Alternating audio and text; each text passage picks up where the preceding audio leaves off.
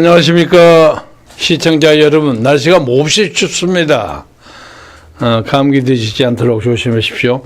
그리고 지금 광주 호남 근처에서는 폭설이 많이 와가지고 교통이 마비되고 아주 통행에 어려움을 겪고 있다고 하는데, 나이 드신 분들, 그저 이준석 전 국민의힘 대표가 65세 이상 되면 지하철 공짜로 못하게 한다는 안을 발표해서 욕을 많이 먹고 있는데, 그렇게 해서 지하철 안 타고 걸어 다니다가 이런 날씨에 미끄러지면 큰일입니다. 조심하십시오.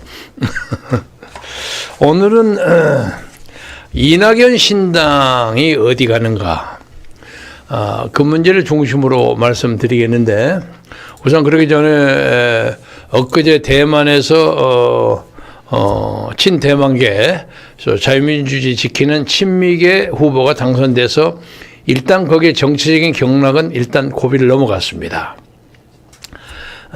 그리고 중국도 내놓고 불쾌감을 표시할 수가 없어서 대만을 만만하게 못한단 말이에요.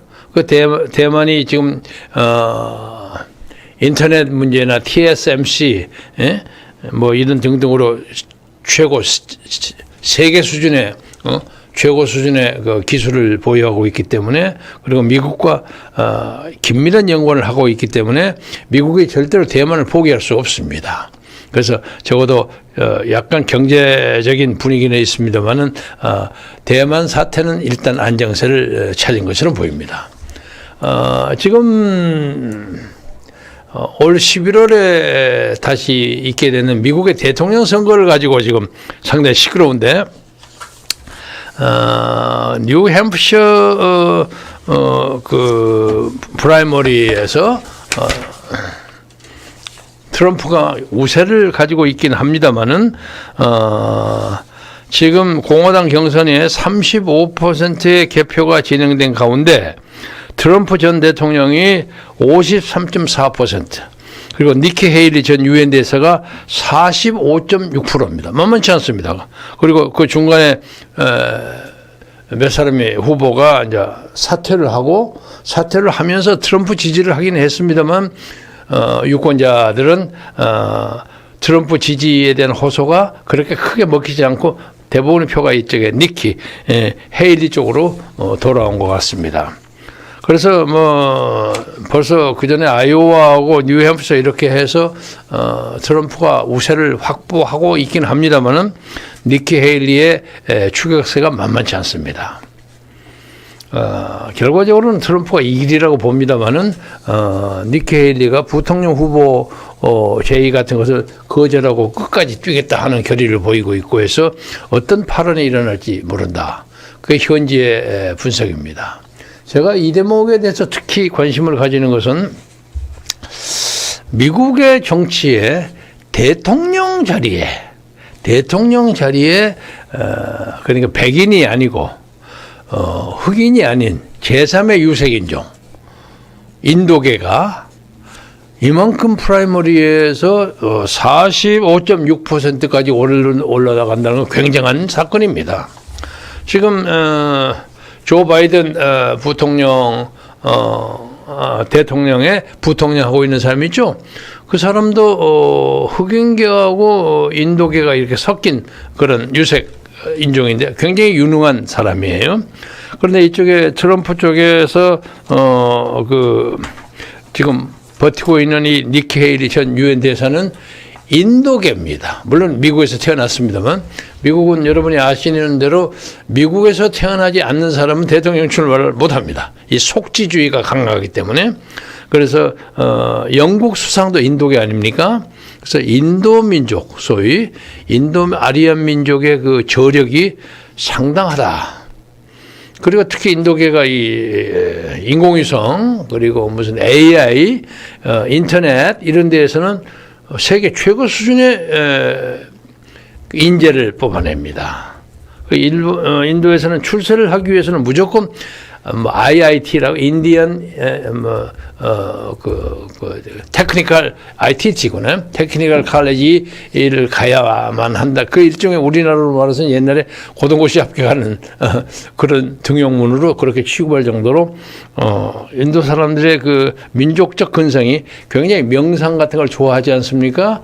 그러니까 새로운 그 미지의 세계, 가공의 세계, 그 인공인 뭐 이런 거 만드는 로봇 만들고 하는 데는 이건 다른 민족의 두뇌를 훨씬 앞지르는 그런 민족적 기계를 보여주고 있다. 이런 말씀 하나 드리고 우선 우리나라로 이제 돌아오겠습니다. 우리나라는 이제 국민의힘의 그 소위 김경열 파동이라고 할까? 아니면 김건희 파동이라고 할까? 이것은 일단 엊그제 서천에 무슨 사건 나는 현장에 대통령과 국민의힘 한동훈 비대위원장이 같이 가게 돼서 극적인 화해를 추구한 걸로 보입니다. 뭐 저 민주당 더불어민주당 쪽에서 쇼했다고 이제 비난을 하는 것 같은데 쇼일 수도 있죠. 그러나 쇼치고는 상당히 근사하게 쇼를 했어요. 그래서 이제 아마 그것이 만약에 남에게 보여주기 위한 데몬스트레이션이라고 한다면은 한동훈이가 아무리 빛나는 비상대책위원장을 한다고 할지라도 그래도 국민의힘의 기본적인 소유주라고 할까 하는 것은 윤석열이가 배후에 있다. 이런 것을 보여주는 것이고 그리고 아마 김경열 회계사의 사건에서 보시듯이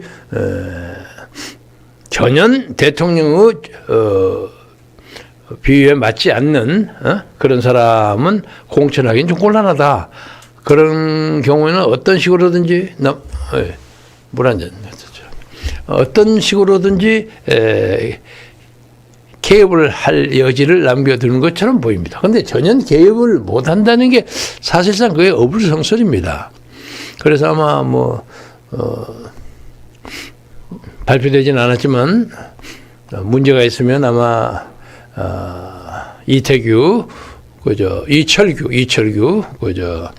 인재영입 위원장 아주 새로운 윤계로 아주 각광 받는 사람이죠. 경찰청장 출신 그리고 뭐 아니면 뭐 비서실장 이런 사람을 통해서 간접적으로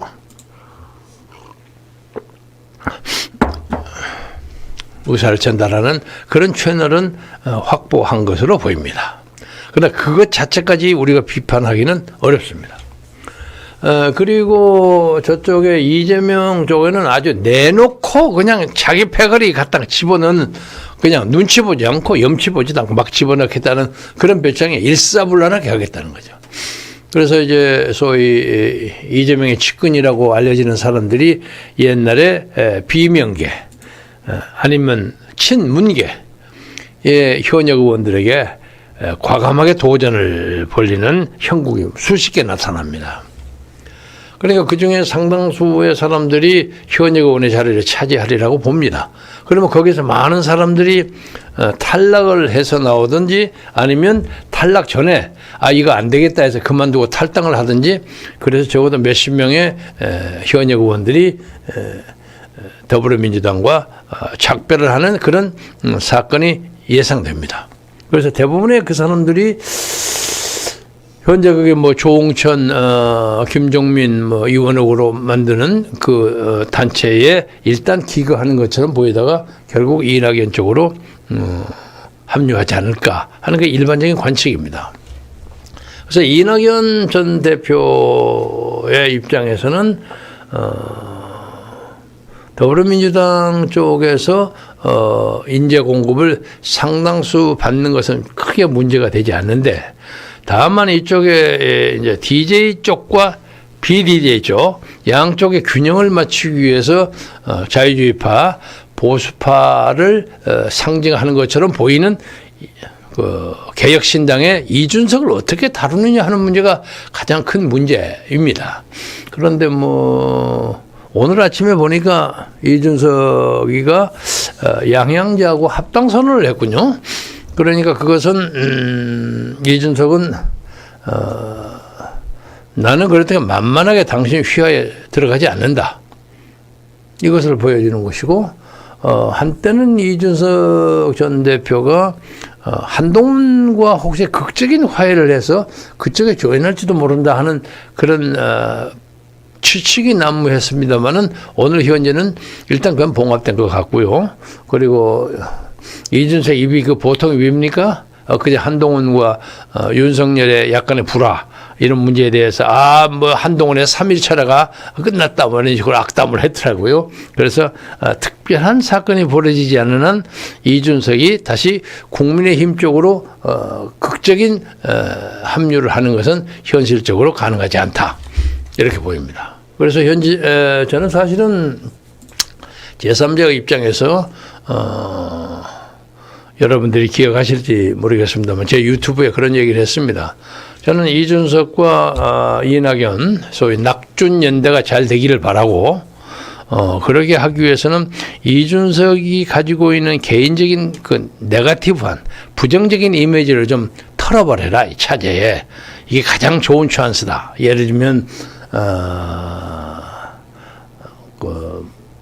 뭐라고 할까? 자기 개인적인 무슨 신상에 있어서 좀 꼬림직한, 껄쩍지근한 그런 거 있죠? 그런 거 아예 털어버려라. 그리고 필요하다면 깨끗하게 사과해라. 사과하고 새로운 이준석으로 그야말로, 참신한 개혁신당의 이미지를 보이는 게 좋겠다. 그런 얘기를 했는데 아직 구체적으로 그런 건 나오지 않고요. 모르겠어요. 혹시 양양자 의원하고 같이 합당하는 그 어떤 그 식전에서 그런 발언을 할지 어쩔지는 저는 모르겠고 양양자 의원 올해가 나이가 50 몇 세요? 57세? 57세 67년생이고 이준석 전 대표는 지금 39세예요. 85년 그죠? 한참 누나가 되네. 18살 차이니까 한참 누나가 되는데 양양자 의원이 얼마 전에 제가 개인적으로 만난 적이 있어서 자기의 그 행보 같은 문제에 대해서 묻길래 당신은 이낙연 쪽으로 가는 것이 좋을 겁니다 하고 내가 권고했어요. 그런데 이제 양양자 의원이 현역 의원이긴 합니다만은 이상하게 그 더불어민주당 쪽에서 옛날 공수 완박 그 법안 있죠? 그 문제에 대해서 좀 독자적인 입장을 취해가지고 거기서 탈당하고 그러고 한때 국민의힘 쪽으로도 좀 얼쩡거리고 그러는 그 일종의 파동 속에서 현지 광주에서는 인기가 많이 떨어져 버렸어요. 얘네는 아주 개인적인 성공 신화로 이렇게 아주 참신하게 보였는데 그냥 그 지역구 같은 데서도 여론조사에 의하면 꼭 여론조사를 믿는 건 아니지만 아직 형편없이 상상할 수 없을 정도로 떨어졌어요. 그래서 지역구 출마는 거의 어려울 것 같고 그러니까 지금 현역을 이용해서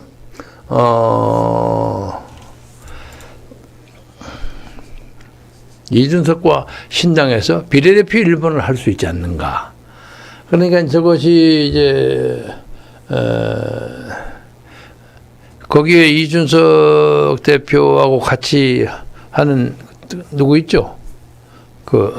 누군가? 그 여자 의원 이름? 허은아. 허은아 아버지. 허은아 의원하고 비례대표 1번을 경쟁할 가능성이 있는데 아마 뭐 나이나 뭐 이런 출신 배경이나 이런 걸 따져봐서 1번에 양여자, 2번에 이준석, 3번은 허은아 뭐 이런 식으로 될 가능성이 많습니다. 그래서 적어도 이 사람들은 몇 사람, 상당수의 사람이 지역구에 나올지는 모르겠으나 그러나 전국적인 지역구 공천은 현실적으로 쉽지 않을 것으로 보입니다. 그러니까 이제 자기 세력을 가지고 적어도 비례대표 2, 3, 4석 정도는 목표를 할 수 있다 하는 식으로 이제 나가는 것이 현재 보기에는 가장 가능한 시나리오라고 보이는데, 특히 이제 양양자 이준석은 여러분 잘 아시겠지만 나이 차이가 뭐 누구님 동생이지만은 둘이가 다 컴퓨터 AI 전공자예요. 그러니까 말하면 말이 잘 통하는 거예요. 그래서 아마 좋은 컴비가 될지는 모르겠습니다만은 그 성공이 어떻게 될지. 그리고 저 둘을 2인 1조로 해서 나중에 이낙연과 최후의 단판을 벌려가지고 상당한 위세를 대접을 받는 상태로 해서 이낙연 신당에 조인하는 그런 것도 생각해 볼 수가 있겠지만, 제가 조사해 본 결과로는 이낙연 신당을 주도하는 사람들 사이에 그런 이준석의 행동에 대해서 거부 반응이 꽤 있는 것 같이 보입니다. 그러나 정치라는 걸 모르니까 하루아침에 바꿔줄 수도 있으니까 앞으로 두고 봐야 할 문제라고 생각합니다. 그리고 이제 이 과정에서 오늘 아침에 화제를 모은 사람이 이은주 전 의원이에요. 일기 당천한 여자인데, 저도 한때 이은주 그 유튜브에 가서 1시간인가 인터뷰를 한 적이 있어요. 근데 아주 똑소리 나는 여자인데, 그동안이 뭐라고 할까, 너무 똑똑해서 그런지, 나는 이은주 의원을 보면서 꼭 제2의 추미애 의원을 보는 것 같은 그런 느낌이 들었어요. 아주 영특하고 똑똑한 여자인데, 하여간 프라이드가 굉장히 강한 여자예요. 그래서 그런 것 때문에 민주공화당에서 나와서 안철수 국민의당으로 가서 또 바른미래당이 누구예요? 하태경 바른미래당으로 갔다가 그 다음에 또 창당을 하다가 다시 미래통합당으로 와가지고 이제는 이재명 대표의 그 유혹이라고 할까? 간청에 못 이겨서 다시 민주당으로 복귀하려고 하는 거예요. 한 대여섯 번 정치적 방랑을 했는데, 아마 부산 같은 데서 자리를 잡아서 공천받을 가능성이 있다고 보여집니다. 앞으로 이제 이현주 의원이 어떤 정치상을 펼칠지 주목할 만합니다. 그리고 이제 오늘 특히 제가 여러분에게 말씀드리고 싶은 것은 이원복 전 의원인데, 그 얘기는 좀 아껴놓고요. 그 다음에 이제 누굽니까? 송영길 전 대표가, 그러니까 또래가 다 최재형, 송영길 다 비슷한 62년, 61년생입니다. 그 감옥사에서 같이 정치 검찰 해체다. 재밌는. 그러니까 송영길은 이 나라가 지금 검찰 독재한다고 보는 거죠. 그래가지고 아마 비례표를 노리고 하는 것 같아요. 옥중 출마를 해가지고 지역구를 뛸 수는 없으니까. 그리고 모르겠어요. 또 그렇게 하는지 어쩐지 모르지만 한때 그 변희재 군이 송영길하고 행보를 같이 한다 하는 얘기가 있어서 혹시 변희재도 이 정치검찰 해체당에 조인하는가. 요새는 좀 소식이 조용해서 뜸해서 궁금합니다. 그리고 이제 최재형은 62년생인데 한국에서 여러 군데서 나왔어요. 예장 그리고 예장 미국에서 풀러 신학교를 나왔네요. 그래가지고 아주 친북 목사로서 아주 적극적으로 뛰었고, 김건희 여사하고는 10살 차이네요.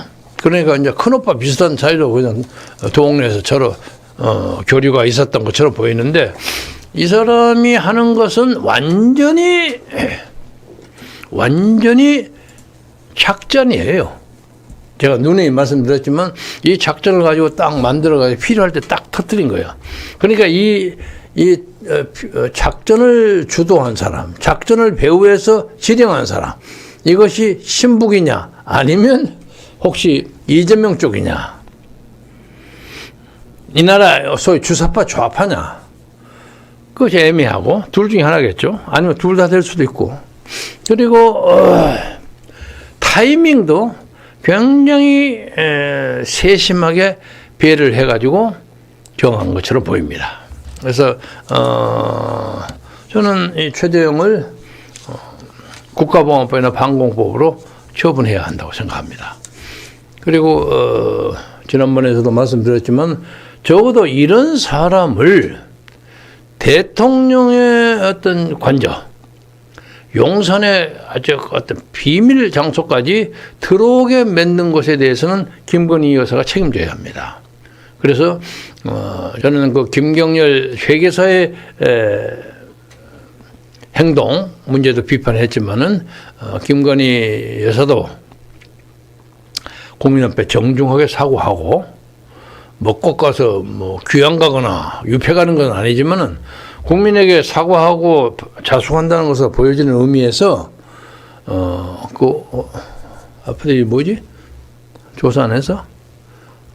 아니 윤석열 대통령의 관저 아파트 아까 조사하라 그랬지. 뭐 하여간 용산 관저에서 벗어나서 사저에서 4월 10일까지는 좀 응거하고 그리고 대외 활동이 좀 안 나오고 그렇게 하는 것이 좋지 않을까. 요거 좀 올려보세요. 응? 오케이. 아니, 오케이. 최재형 목사는 1995년, 그러니까 지금부터 29년 전에 아크로비스타로 가는 것이 낫다. 이런 말씀을 드리겠고, 그리고 여기 전화가 많이 옵니다. 나중에 받겠습니다. 그리고 1998년 미국에서 사회단체 엔켄 노스코리아 비전 2020 그러니까 친북 활동을 공개적으로 한 사람입니다. 그런데 이런 사람이 이제 평소에 양평에서 알았던 인간적인 관계를 통해서 수차 10번이 넘었는지 안 넘었는지 모르고 하여간 가까이 아니면 10번 이상이 될 수 있을 겁니다. 꾸준히 김건희 여사를 만나는 작전을 해가지고 그리고 그 이상열탄 최고급 도청 비밀 도청 그리고 비디오를 끼고 가서 작전을 벌인 겁니다. 그 작전을 딱 벌려놓고 난 다음에 딱 가지고 있다가 필요할 때 탁 터뜨린 거기 때문에 결정적인 한 방을 먹었지만 이 한 방을 먹은 거에 대해서 윤석열 정부는 내놓고 정정당당하게 대응하는 것이 최고의 방법입니다. 가만히 사고만 안 하고 버티고 있다 하면 선거가 잘 안 될 겁니다. 저는 그렇게 생각합니다. 그래서 김건희 여사가 당에도 그런 의사를 표시한 걸로 합니다. 당에서 마련해 준다면 국민에게 100번, 1000번이라도 사과하겠다. 그것을 지키고 하는 것이 좋을 것 같다. 그래서 현재 상태에서 이 사건을 역전시킬 수 있는 기회는 얼마든지 있습니다. 솔직하게 하고. 다만 문제는 전에 200만 원짜리 호화 핸드백, 그것을 가지고 왔다는 것이 문제가 아니라 그 사람을 접견하는 과정에서 나오는 김건희의 그 발언이 문제예요. 응? 우리가 충격을 받는 건 바로 그겁니다. 우리는 원래 좌파인데 이런 식의 생각. 그리고 우파의 지지를 받아가고 대통령 됐기 때문에 지금 귀하가 얘기하는 그런 제안은 우리 할 수가 없다. 이런 식의 얘기 아닙니까? 그러니까 굉장히 과감하게 대북 어떤 선언과 제안을 하는 것을 최재형이는 요구했으리라고 봅니다. 그건 분명합니다. 그러니까 그 문제에 대해서 어떤 종류의 얘기를 했느냐 하는 것도 밝히고 떳떳하게 페어플레이를 하면 선거를 충분히 잘 할 수 있다. 그렇게 생각하고요. 이제 이낙연 쪽으로 돌아가겠습니다.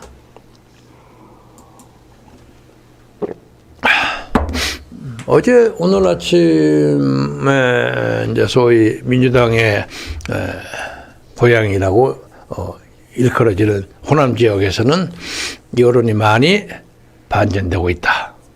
그리고 많은 옛날 구민주당의 동지들이 이쪽으로 많이 온다.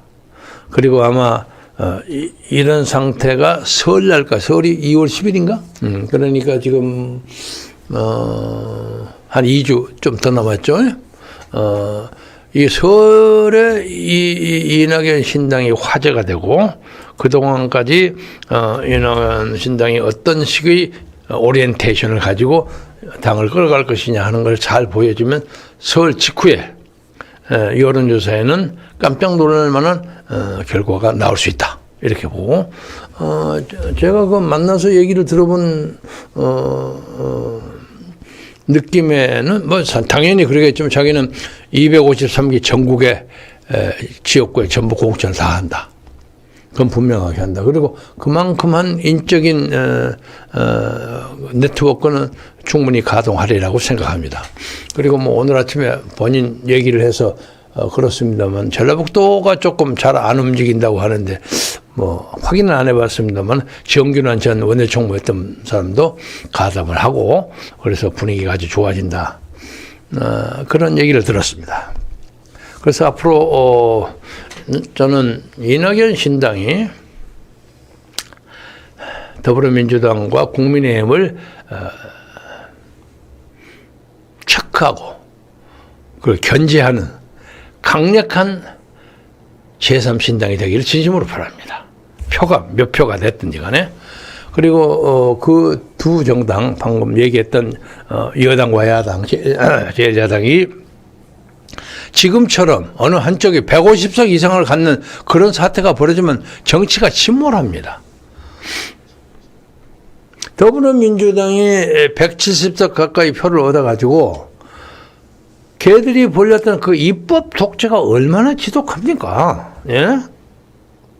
검수완박도 말할 것 없고 지금 대한민국에서는요 간첩 잡는 것도 경찰이 해야 돼. 국가정보는 손 놓고 앉아있어. 그 사람들이 노하우가 있는 베테랑 아닙니까? 그거 바꿔야 합니다. 예? 요새는 국가정보원이 수집한 정보를 경찰에 넘겨주는 형식으로 취하고 있는 모양이야. 이래 갖고 안 됩니다. 또 하나는 경찰의 업무가 너무 많아져요. 경찰의 업무가. 그래서 뭐 치안 지켜야지, 잡범들 해결해야지, 간첩 잡아야지 힘에 부쳐요. 그거 바꿔야 합니다. 그리고 특히 해외 정보, 해외 정보는 정치적 정보뿐만 아니라 경제 지수 정보 이런 것도 있잖아요. 물론 금융감독원이나 뭐 이런 데서 한국은행 같은 데서 하긴 하겠지만 그래서 정보적 차원에서 경제를 접근하는 것도 굉장히 중요합니다. 그것도 국가정보원이 해야 합니다. 국가정보원이 확실하게 해야만 대북 견제도 더 효과적으로 할 수 있습니다.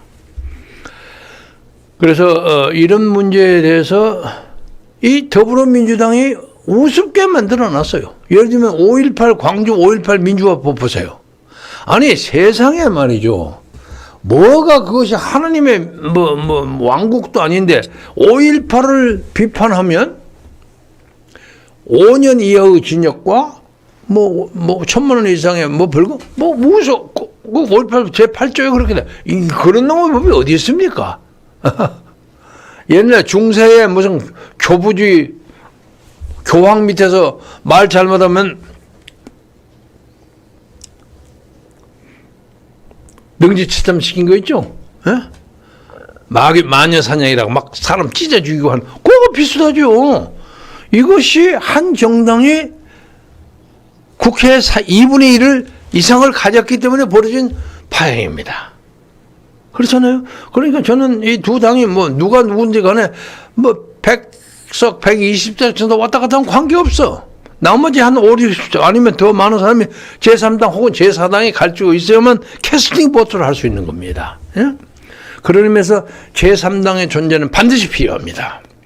응? 어느 쪽을 봐주려고 하는 것이 아니올시다.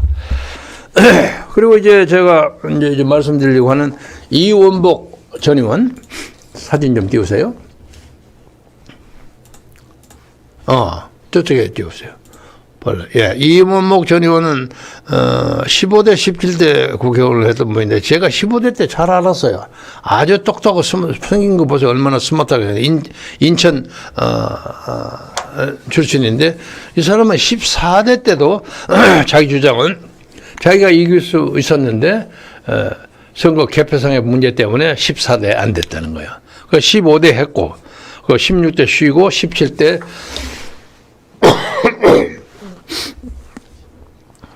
다시 하고 이번에 다시 나오려고 하는데 자기 지금 공천 관계가 왔다 갔다 해요. 그래서 이제 인천에 그쪽에 또 그 민경욱 의원 있죠. 비슷해요.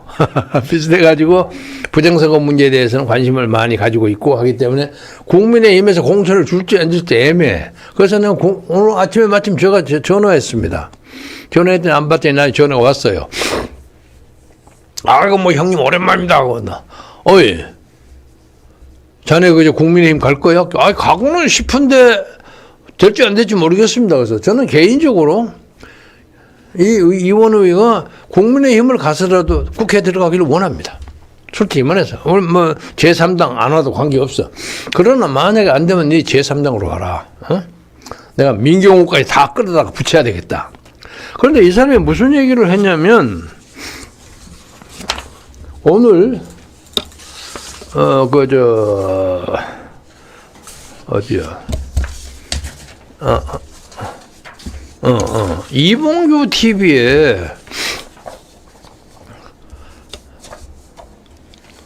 중앙선거관리위원회가 사전투표 용지를 막 교체하는 동영상을 확보했어요. 깜짝 놀라지네. 그런 거 처음 봤습니다. 그러니까 자기는 그거 어떻게 잡았냐 그랬더니 우연히 무슨 조용할 때 중앙선거관리위원회 정보 청구 소송을 했대요. 뭐 언제부터 언제 사이에 그 무슨 뭐 개표 투개표 현황에 대한 무엇을 얻고 싶다니까 중앙선거관리위원회가 못 모르고 하나 보낸데 그 문제의 동영상이 탁 나타난 거예요. 이게 이봉규 TV에 나왔습니다. 여러분 급하면 그거 보세요. 이봉규 TV에. 그러니까 거기는 완전히 표를 바꾸는 게 눈에 역력하게 그것 보면서도 부정선거 없다고 생각하는 그 사람은 나쁜 놈이야. 거짓말쟁이. 그거 보세요. 그래서 제가 야 이 의원 우리 방송에 좀 오라. 그러니까 오늘 바쁘니까 제가 내일 모레 시간 맞춰 한번 가서 열심히 얘기하겠습니다. 그래서 저 이은복 전 의원 제가 아직 신이 하나 나온데 내일 모레 가까운 장래에 등장시키겠습니다. 그러니까 적어도 이원복 의원의 바람만 가지고도 지금까지의 선거, 중앙선거관리위원회가 관리하는 것 중에 적어도 사전투표, 문제는 공병호 박사가 얘기한 거 딱 맞는 거야. 예? 우리가 왜 밥 먹고 쓸데없는 소리를 합니까? 그런데 이놈의 정부는 이걸 빨리 고치려고 하지 않고 있어요. 이게 참 미치고 환장할 일이야. 그래서 여러분들이 이것이 최소한으로 바꿔지도록 마지막 순간까지 노력하겠습니다만은 만약에 그렇게 되지 않을 경우에는 여러분이 과감하게 제3의 선택을 해 주셔야 합니다. 그래야만 이 나라 정치가 제대로 가는 거 아닙니까? 예? 이봉규 TV 좀 성미 급한 분 좀 보세요. 표를 말이죠. 그냥 도장찍을 푹푹 집어넣고 봉인 뜯어가고 다시 집어넣고 다시 봉인을 바르고 하는 것이 현장에 나와 있어요. 기가 막혀. 그래서 이 문제는 가까운 장래에 우리가 그 전모를 공개하겠습니다. 말씀을 마감하면서 죄송합니다. 감기가 좀 늘었는지.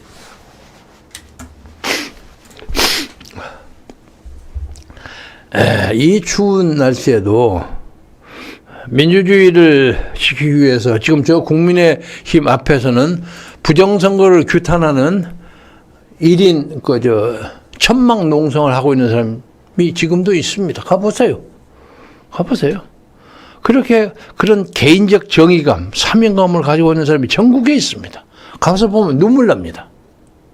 저 사람들이 아무것도 얻어먹을 것도 없고 누가 봐주는 것도 아닌데 부정선거 바꿔라. 그러고 있어요.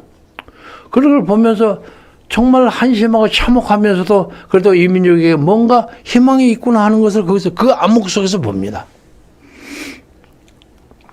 지나는 국민 여러분, 시청자 여러분, 선거 부정을 시비 거는 것은 나무 일이 아니라 바로 우리의 일입니다. 우리의 자손들의 장래를 결정하는 가장 중요한 바로미터가 선거입니다. 적어도 자유중국, 소위 대만처럼 왜 선거를 못합니까? 예? 이렇게 선거가 엉망으로 되는 거 언젠가 다 드러납니다. 아무리 감추려고 해도. 그래서 그리고 더불어민주당은 아무 소리 안 하고 있잖아요. 또 그렇게 하니까 또 생각나는 거예요. 이준석 전 대표. 제가 개인적으로 그 사람을 악감은 없습니다만은 도대체 이해할 수 없는 거. 그는 개혁신당을 만들고 65세 이상의 노인들에게 전차 공짜 타는 거, 서브웨이 공짜 타는 거 그거 폐지한다는 말도 안 되는 소리하고 얻어맞고 그냥 대한노인회로부터 그냥 고소를 당하고 그냥 난리 법석을 치지만은 제가 진짜로 그 사람에게 문제를 삼는 것은 그 사람은 지금까지요 이재명과 윤석열에 대해서 정확하게 한 번도 비판을 안 했어요. 예? 한 번도 비판을 안 해서 다른 사람 밑에 있는 사람은 막 뭐라고 이렇게 저렇게 시비를 걸었지만 이재명에 대해서 한마디도 안 했어. 여러분 찾아보세요. 또 이 사람의 정체성이 무엇인가? 이 문제에 대해서 심각하게 의심합니다. 저는 개인적으로 만약에 이낙연 신당 쪽 사람들이 개인적으로 제 의견을 묻는다면은 그 사람을 해갖고 큰 도움이 안 될 것이다 하고 생각하는 게 현재의 제 솔직한 심정입니다. 그러나 그러기 전에 엊그제도 좀 말씀드렸습니다만 그래도 나름대로 MZ 세대를 어느 정도의 대표성을 가지고 있고 그 따라가는 팔로워들이 있잖아요. 지가 진심으로 자기 중생을 하듯이 자기 그동안에 시비 걸린 것들 깨끗하게 사과하고 앞으로 정말 좋은 정치인 되도록 노력하겠습니다. 그리고 제가 저기에서 서울의 북부 노원군가 어디에서 그냥 젊은 시절에 너무 그냥 폼을 잡고 왔다 갔다 하다가 쓰러진 체험을 3번이나 했어요. 이번엔 어떤 그놈에서는 국회의원 해야 되겠으면 근데 이해할 만해요. 예? 할 만해요. 그러나 그렇게 하기 위해서 그냥 당면 들어가지고 누구하고 적당히 끌어가지고 그렇게 안 돼. 자기 반성 그걸 보여줘야 합니다. 국민들은 아주 현명합니다. 내가 이준석 군에게 꼭 얘기하고 싶습니다. 왜 이재명에 대해서는 한마디도 안 하느냐. 왜 윤석열에 대해서는 까놓고 비판을 못 하느냐.